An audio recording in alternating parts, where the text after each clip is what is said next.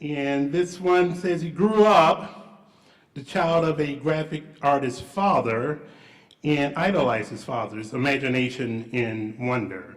And then in 1988, around that time, he saw a children's biography of Steven Spielberg and then firmly decided that he wanted to be or to spend the rest of his life making movies. So ladies and gentlemen, a big round of applause for Luke Boyce.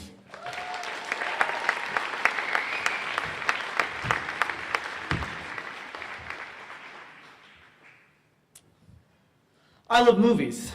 I love movies so much that my wife and I have actually had arguments about what I love more. And for the record, I love my wife more. Although full disclosure, it's by a small margin. I'm just kidding. Or am I? So it is with the utmost bias that I stand here before you and proclaim that movies are humanity's greatest art form. For starters, they're the only art form that is able to combine every other art form to make up its whole. Photography, theater, music, painting, fashion, literature, architecture, advertising, you name it. I could go on and on and on and on. But I have come here today to not only make such a bold claim on the basis of that argument, but to say that movies can change the world. And that I want to demonstrate that claim by listing 5 movies that are not just artistic achievements, but actually cause social and historical change in the world that we live in. Leni Riefenstahl was a brilliant German filmmaker.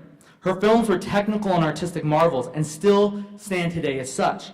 One of her greatest admirers was none other than Adolf Hitler. In 1933, after gaining power in Germany, he appointed her as film expert to the National Socialist Party. Both Hitler and Riefenstahl knew the power that film had over the psychology of the masses, and they used it to monumental results. In 1934, she was tasked with documenting the Nazi Party convention in Nuremberg. Equipped with 30 cameras and 120 assistants, the product became what is still known today as probably the most powerful propaganda film of all time. While the film, solely taken on an artistic merit, is certainly phenomenal, it is nonetheless a very carefully orchestrated and choreographed glorification of Hitler. And it is considered largely responsible for turning public opinion in Germany completely to the Third Reich. Director Barbara Koppel traveled to Harlan County, Kentucky in 1972 to film the strike that had begun between the coal miners there and the Duke Power Company over safer working conditions. Given unprecedented access over the course of 13 months, Koppel and her crew were able to capture what was a long and sometimes very violent struggle. And the success of the film, including winning the Oscar for Best Documentary in 1977, helped both the miners and other parts of the country gain the support they needed to secure safer working conditions. But this film is a very unique example in which the production itself made as much of a difference as its eventual release. It became very clear during the filming to Koppel and her crew that the presence of Koppel and her film crew helped to avert several violent incidents. And Koppel even instructed her film crew to keep filming even when their film had run out because she knew what their presence meant for keeping the violence down. Rosetta is an intense and unflinching portrait of a poor teenage girl in Belgium. Living with her mother in a trailer, she struggles to support herself while her mother turns tricks to support alcoholism. The film approaches the story with a very raw, verite style that evokes a strong empathy towards the lead character, whom we follow intimately throughout the film. Written and directed by the Dardenne brothers, Jean-Pierre and Luc Dardenne, the film made a major splash at the Cannes Film Festival in 1999, earning the Palme d'Or, as well as Best Actress for the film's incredible lead, Amélie Dequesne. It was a very simple, straightforward neorealist film, but it made such a massive impact that within months after it was released, a new law was passed in Belgium called the Rosetta Plan that prohibited employers from paying teenage workers less than minimum wage.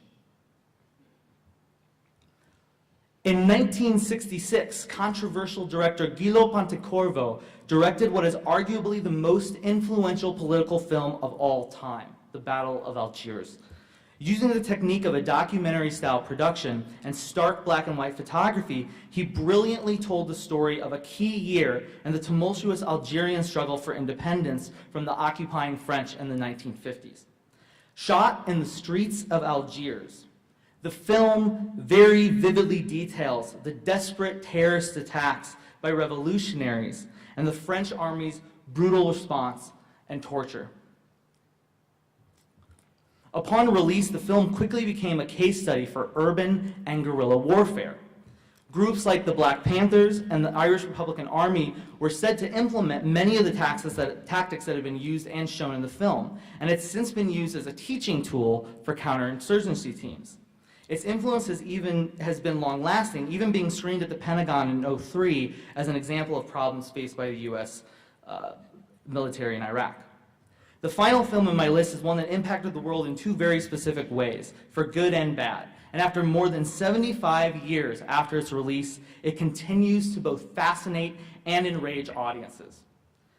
D.W. Griffith's Birth of a Nation is considered the grandfather of all modern cinema.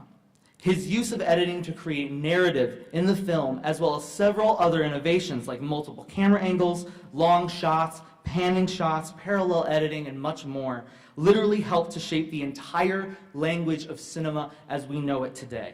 The lasting positive influence of Birth of a Nation is in its gift of cinema as we know it. But its blatantly racist narrative ignited an entire country upon its release. The story, an epic about two families during and after the Civil War, depicts the origin of the Ku Klux Klan and glorifies them as heroes. After being released to theaters, riots erupted at various screenings across the country, and the recently formed NAACP mobilized behind a crusade to ban the film. Worst of all, the film actually inspired the revival of the Ku Klux Klan. Directly attributed to the film, the Klan's national membership peaked in 1920 at an estimated 4.5 million, and they continued to use the film as a recruitment tool well into the 70s. So you see, movies are not just entertainment. They wield power. They're vessels of ideas, of inspiration, of influence, of revolution and renaissance. They can be used as a weapon or as a force of good. So the next time someone says to you, it's just a movie, just tell them, no, man, movies can change the world. Thank you.